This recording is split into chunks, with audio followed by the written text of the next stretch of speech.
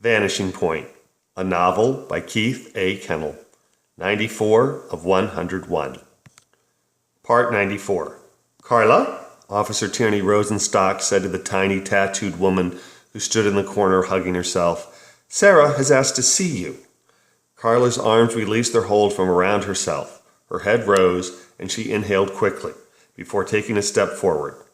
Tierney bent her left arm at the elbow, raised her hand so that the palm faced Carla before adding the words, which, strictly speaking, I don't have authority to allow. Carla, twisting her wrists so her hands were flung palm skyward, dropped her jaw and uttered a wordless cough of incredulous indignation before her hands fell to her sides.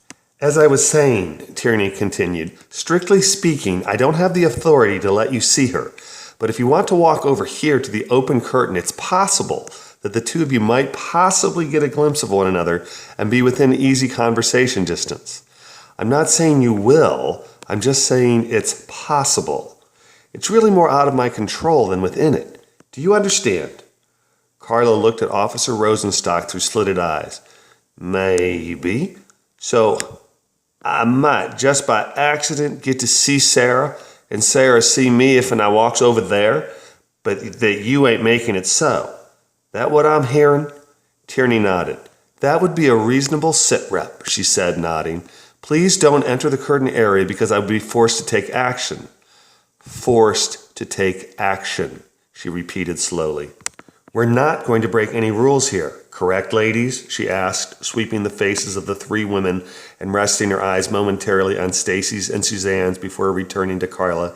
Because I really need to keep this job. Got it? Carla nodded, said, yes, I got it. You're a good person, Tierney Rosenstock.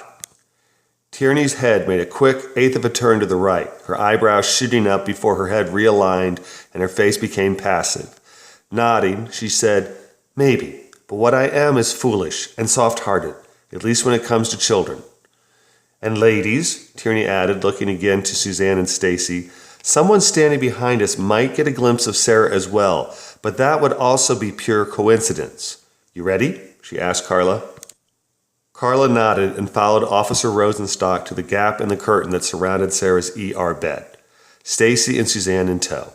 Stopping at the gap, Tierney moved to the side, allowing Carla to step forward as she placed her hand on Carla's tiny shoulder. Sarah, Tierney said softly, Carla's not allowed in right now. Doctor's orders, but she really wanted to see you, okay? Sarah nodded, tears welling up in her eyes. Oh, Carla, Sarah sobbed. He got Skylar. Skylar saved me, but he got her. And Marty, why, Carla? What's wrong with him? Carla leaned forward, ready to go to Sarah and comfort her, but Tierney's hand stayed her. From here, Carla, from here, she whispered in the young mother's ear. Oh, Sarah, I don't know. I'm sorry he hurt you. It's not your fault, Sarah. Not one bit your fault. It's mine. I never should have lied to Skylar about her daddy. I just didn't know what to tell her. Maybe if I'd told her the truth, warned her, none of this would have happened. I'm sorry, girl. I'm truly, truly sorry. He has Marty too, Sarah said. What will Daddy do if... Daddy loves Marty, Carla. We have to help. We have to. We will, Sarah, Tierney interjected. Carla and me are going to get all the information she knows right now so we can find your mother, to find Marty and Skylar and bring them back safely. Aren't we, Carla? Carla nodded wordlessly, her tiny larynx bobbing up and down in her throat. Yes, she managed to choke out. You take care now, she added before responding to Tierney's gentle pull on her elbow. I'll be right back, Tierney said to Skylar as she slid the curtain shut and walked between Stacy and Suzanne, leading Carla to the couch. You'd better sit, she added to Carla. Suzanne reached over and gently touched Tierney's shoulder. Carla was right, Tierney. You are good people. Yeah? Thanks. I got work to do, she replied, turning on her heel and slipping back into Sarah's curtain space.